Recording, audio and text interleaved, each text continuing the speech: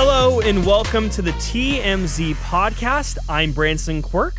Hey, what's up, guys? I'm Eric Sinsley. And we are here today because, and I say this every single day, Charlie Cotton is on vacation. Lucky. I think it's coming to an end here pretty soon. He's going to be back next week. He's going to have a great 4th of July holiday. And Charlie Neff, again, is just super busy this week. We're just trying to get, everything done because we do have a long weekend this weekend for the 4th of July. Super excited about that. Had to have Eric Sinsley on the podcast. Yes, sir. We're good friends here at the office. Again, the reason I'm even up here, I am the podcast producer. So when no one's available to come on, I got to come on as the last minute emergency, last ditch effort. And Eric here, want to tell them what you do here at TMZ? Yeah, well, first of all, thank you for having me. Happy to sit in.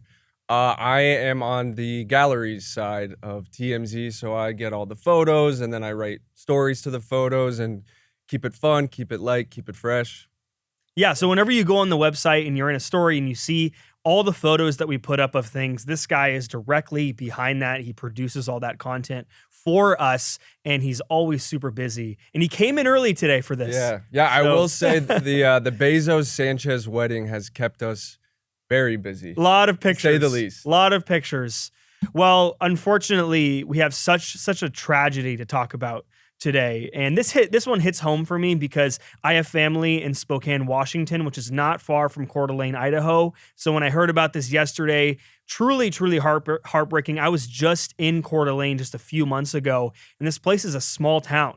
So for this to happen there is just so unexpected. Yeah. And we'll talk all about the new details. We have the 911 call for the fire that was set by the shooter that targeted these first responders who showed up to this brush fire, and we'll get into all those new details that are currently still coming out, and there's a lot more for this investigation. Right. We're also going to talk about, there was a mishap over the weekend for Beyoncé at her concert in Texas.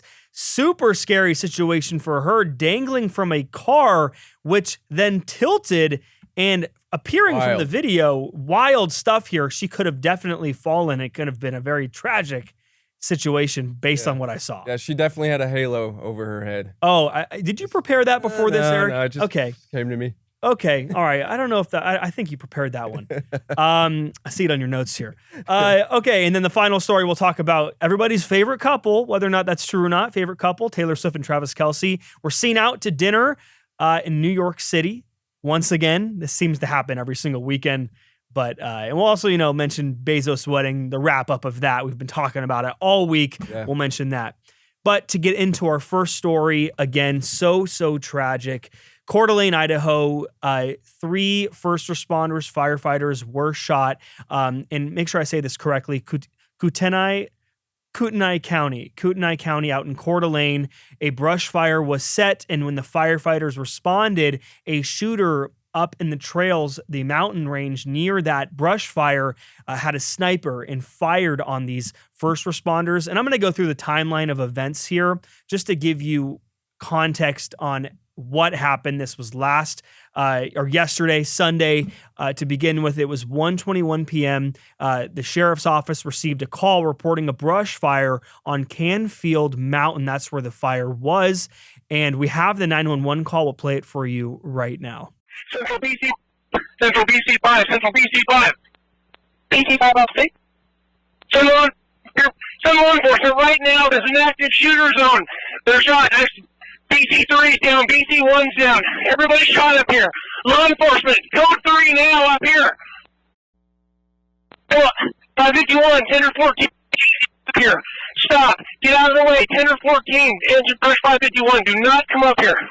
51 copies, remaining staging. Central from 551. 551.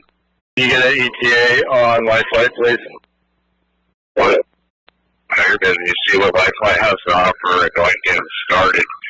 Also, if you can do enact the MPI for the county, please. Sorry, I couldn't copy. I was copying BC. Man, you can hear the urgency in their voices, trying to terrifying. Yeah, get a plan together.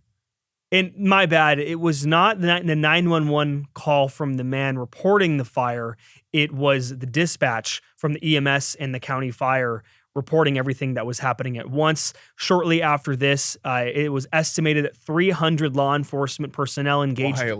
Wild. 300 law enforcement personnel engaged in a high-risk manhunt while the fire continued to burn. Gunfire is exchanged. What we know from what we're told by sources is that law enforcement sources tell us that the way that they found the shooter up in the mountain range that was shooting down at them with the sniper was that they used a cell phone tracker. I didn't even know this was a thing. They used a cell phone tracker to find the signal of his cell phone up in the mountain range, and they found this at 3:16 p.m. The suspect's cell phone was not moving, and it indicated that his location had stabilized. So they were able to find exactly where he was. Now, what we don't know is, I want to know, just because my dad works in law enforcement, I want to know how are they able to exchange fire with the suspect, because the mountain range is so vast and everything. I've been to Coeur. I was just there a few months ago, seeing the mountains that are around this area. I don't even know how they would spot somebody in the brush, whether or not he was wearing camouflage. He was hidden in the trees there in the brush. I don't know how they found him. I'm sure that will come out eventually. I'm sure they had the type of weapons they used for that sniper and everything to locate him. But 300 law enforcement personnel to engage in this massive manhunt. Around 6:30 p.m., law enforcement is told the suspect must be neutralized swiftly. Around 7:40 p.m., the suspect is found dead with a firearm nearby. His body is scooped up quickly due to the wildfire threat, and officials believe that he acted alone. And then around post 7:40 p.m., the area was deemed safe. Firefighting crews finally were given access to battle the blaze. So during this entire time, they were still, having to battle this blaze that was burning. Right. And it's believed that the suspects lit this to attract them to the scene, but we don't know the motive. So yeah, correct me if I'm wrong. We don't know the motive, A, and B, we do not know how he was allegedly killed or if he took his own life, right? We're still waiting on those details. Well, we're still waiting on the details. We know that they're still working to identify him. It's unclear whether or not they've identified him right now. These details continue to come out. We know, at least in terms of the victims, they have not been identified just yet. 2 firefighters, one from Coeur d'Alene and one from Kootenai County, were killed, and a third is stable post-surgery. That is just horrible. So once his location was stabilized, are we able to come to the conclusion that his phone was on his body when he was discovered? That's how they were able to find him. They used this device where they saw the cell phone signal up in the mountain, the trees, wherever he was, and then they found that he wasn't. The cell phone signal was not moving since 3:16 p.m. So that's when they identified, okay, that's exactly where it is, and they were able to neutralize the suspect. What I'm shocked about is that he didn't injure several others, because a lot of people respond to these fires, a lot of personnel. So he had the upper hand on them. I know he's using a sniper. I don't know if he was using any other weapon for this. Again, we don't know. The details are still coming out. They're still working to figure out the motive here. That's the real question. Investigators are likely working to understand the motivation of the Idaho suspect, who they believe started a brush fire before the shooting. And then there's a quote from a former U.S. national intelligence that CNN had reported, saying right now behind the scenes, there's a lot of work going on to really understand who this individual is and what motivated them to carry out this attack. Whether or not there was some sort of tension, some sort of strife, conflict between local law enforcement and this individual is left up for the question. I mean, really the question is whether or not this person is anti-law enforcement, anti-government, that drove him to do this. Mm-hmm. Yeah, we're still waiting to find out his motive. But he clearly wasn't trying to conceal his identity, right? It's 2025. He has more likely he has a Galaxy or an iPhone, so they were able to tap in, get his location. And if there's an intentional brush fire, I mean, that's literally a walking flame of a target. Right. So, but to wrap this up, I have to say, prayers out to the families, everybody dealing with this. Again, Coeur d'Alene is a small place. I was just there walking around quite near this spot. and it's such a peaceful place. Everybody goes there to relax, to vacation, hang out by the lake there. There's a great hotel that me and my family went to. We love going to that spot, which you can look over that whole area with the mountains and everything. And to hear this tragedy happen yesterday is just so heartbreaking. And we will learn more details soon about this. But to move on to our next story, Beyoncé over the weekend had a pretty frightening moment during her show in Texas. The incident occurred on Saturday night during her concert at the NRG Stadium in Houston. It was part of her Cowboy Carter tour, which has been a massive tour so far. It was out here at SoFi. Everybody went to this. During the song 16 Carriages, she was seated in a red convertible and she was suspended high above the crowd. And at one point, you can see this video, it's on TMZ.com. We have a photo up of it right now. The car tilted at one moment and everybody just started screaming out like, whoa, what's going on here? And she was immediately lowered very quickly, we're told by officials, and she was taken, to safety. She was not hurt. Everything was okay. You can hear in the video, she just stopped singing. Yeah. And obviously terrified. She's way up in the air there. Yeah, I think these artists like Katy Perry and Pink who suspend themselves, and not to mention Kanye West had the moving stage. When these artists are doing something so big, it's like that saying, the show must go on. But in instances like this, when you're, harnessed so high in the air and you're tilted about to fall out, okay, the show cannot go on. But, she's so gracefully, talking to her mic. I think in the video you can see her holding on to the cable. Yeah, to the cable with one hand. I mean, she looks gorgeous and flawless as per always. And she's, talking into the mic like, we got to stop. It's amazing in terms of Beyonce's just performance ability. She continued the show right after this without further incident. She thanked her fans for their patience as the car was safely lowered to the center of the stadium. Parkwood Entertainment did release a statement saying that the situation was a technical mishap. The statement confirmed that no one was injured during the incident. The performance was the first of 2 scheduled nights in Houston for the tour. So I don't know if they did this moment again during the next show. I wouldn't if I was her. I do want to say, though, this is not Beyonce's first rodeo with stage mishaps. You'll remember she had when she was singing Halo to a fan, her hair got, blown into the fan and got stuck. In 2017, she tumbled down 12 stairs. She's had many mishaps. So if you're Beyonce, you almost have to expect the unexpected. I'm sure someone backstage got a slight lashing, but I don't even know if they're still employed. I don't think they are. There's no way. You don't think so? I don't know. And that depends on how it happened. If there was like negligence of some sort, then if there was negligence on one person's end, then absolutely probably let go. But unless maybe it was a team effort thing, but maybe Parkwood Entertainment. Yeah.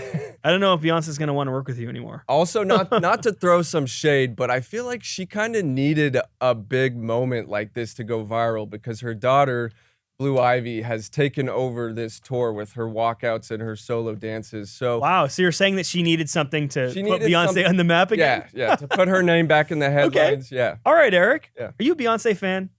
I'm not a Beyonce fan, but I'm not a Beyonce. Okay, you're just neutral. Yeah. You're in the middle. I feel the same way with Taylor Swift. Oh, speaking of Taylor Swift, segue into our next story. We got to keep this quick, guys. But there's not much to talk about here. This is a common thing that these two do. Taylor Swift and Travis Kelce were out to dinner in New York City Saturday night. It seems like it's always Saturday night. This is like their thing every Saturday. We've seen them out more and more.